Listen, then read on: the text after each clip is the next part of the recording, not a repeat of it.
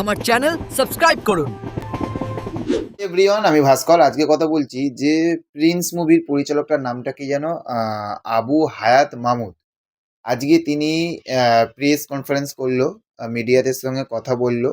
সেইখানে এমন একটি বেশ 17-18 মিনিটের মতন একটি তিনি ইন্টারভিউ দিল। সেখানে এমন একটি কথা বলল, বিশ্বাস করুন, সত্যি কথা বলতে এমন একটি কথা বলল, সেই কথাটা শুনে মানে রাগও হচ্ছে কিন্তু রাগের সাথে সাথে হাসিও লাগছে যে মানুষ কত অজুহাত দিতে পারে, এবং এই কথাটা উনি বলছে কিভাবে। আপনারা শুনেছেন নিশ্চয়ই, আর যারা বাংলাদেশ থাকতে ভিডিও দেখছেন আপনারা এই ভিডিওগুলো মুহূর্তের মধ্যে ভাইরাল হয়ে যায়। আমি সেই ক্লিপিংটা দিচ্ছি না, আমি বললে আপনারা বুঝতে পারবেন। উনি বলছে যে প্রিন্স মুভি উনি যেভাবে তৈরি করেছে, যেরকম আইডিয়া দিয়ে উনি তৈরি করেছে, এই ছবিটি ভালোভাবে এক্সপিরিয়েন্স ভালোভাবে নিতে গেলে তাহলে সিঙ্গেল স্ক্রিনে দেখলে হবে না।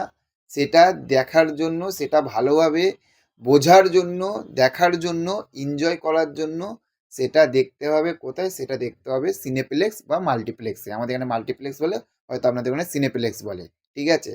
আমি সেখান থাকতে পরিচালক আবু হায়াত মাহমুদকে, স্যারকে আমি বলতে চাই যে পরিচালককে, এর আগে যখন প্রথম মেগাস্টার শাকিব খানের ছবি সবথেকে বেশি একটা দর্শকের কাছে গ্রহণযোগ্যতা হয়েছে আফটার তুফান থেকে, তুফান ছবি থাকতে আপনি বেশি ব্যবসা বলতে পারেন, বেশি রেসপন্স বলতে পারেন, বেশি সাকিবিয়ানদের উত্তেজনা যেটা বলতে পারেন, সেগুলো কিন্তু সেই সিঙ্গেল স্ক্রিন থাকতেই আসে।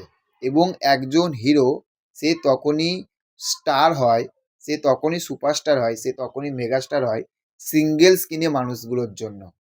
যেরকম হচ্ছে যে মধুমিতা, যে বাংলাদেশের সবথেকে বৃহত্তম হল, যেটা আমরা জানি, যদি আমি ভুল হয় তো আপনি বলবেন, যে মধুমিতার যে সিনেমা হলটা, সেখান থাকতে আজ ভাবুন যে সাকিবিয়ানদের কতটা ক্রেজ। তাহলে আপনি এই কথাটা বলেন কিভাবে? আপনি বলুন যে একদম পুরোপুরি পরিষ্কার করে বলুন যে আপনি সময়ের এতে আপনি অবশ্যই বলছেন, কিন্তু আপনি এই কথাটা বলতে পারেন না। হুড়োহুড়ি করে আপনি সিনেমা বানিয়েছেন, ঠিক আছে? হুড়োহুড়ি করে আপনি করেছেন। আপনি কি প্রোডাক্ট দিয়েছেন সেটা হয়তো আমি এখনো দেখতে পারিনি। যখন ওটিটিতে আসবে তখন আমরা নিশ্চয়ই আমি দেখে সেটা রিভিউ দেবো। কিন্তু এই রকম রিঅ্যাকশান, হল রিঅ্যাকশান আমরা কোনোদিন তুফান থাকতে তো আমি তো দেখিনি। তুফান কেন? আমি প্রিয়তমা থাকতে, রাজকুমার থাকতে, এগুলো থাকতেও আমি দেখিনি যে এই রকম হল রিঅ্যাকশান এসেছে। ঠিক আছে?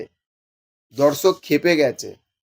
তাহলে ওই জন্য এটা বলবেন না যে সিঙ্গেল স্ক্রিনে, হ্যাঁ, অবশ্যই একটা সিনেমা ভালোভাবে বোঝার জন্য অবশ্যই মাল্টিপ্লেক্স দরকার, অবশ্যই সেটা এইটা সবাই জানে। কিন্তু এইটা বলবেন না যে প্রিন্স ছবিটা যারা সিঙ্গেল স্ক্রিনে দেখেছে তারা ওই খারাপ রিয়াকশানটা দিচ্ছে সিঙ্গেল স্ক্রিনে দেখার জন্য। তাহলে বরবাদের বেলায় তাহলে কেন বলেনি? বলুন, বরবাদের বেলা তাহলে কেন বলেনি? বা আফটার যখন তুফান জমা সাকিব খানের যখন প্রথম যে মুভিটা, ঠিক আছে, একদম পুরো ফুল এনার্জেটিক যেটা আমি মনে করি, সেটা তুফান ছিল, তাণ্ডব ছিল, বরবাদ ছিল। তাহলে দরদ তো ভুলেই যান।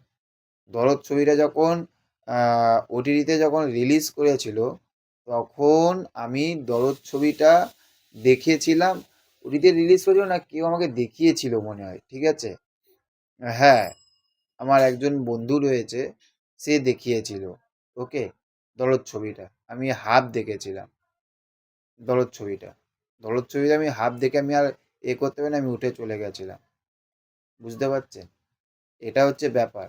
ওই জন্য আপনি বলবেন না যে সিঙ্গেল স্ক্রিনের জন্য ছবিটা সেরকম হতে পারেনি, শুধু মাল্টিপ্লেক্সে দেখলেই ছবিটা ভালো লাগবে।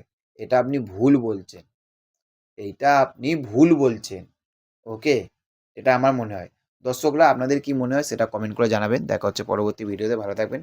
চ্যানেলে যারা নতুন রয়েছেন চ্যানেলটাকে সাবস্ক্রাইব করতে ভুলবেন না। Okay, thank you, have a nice day, tata, bye by.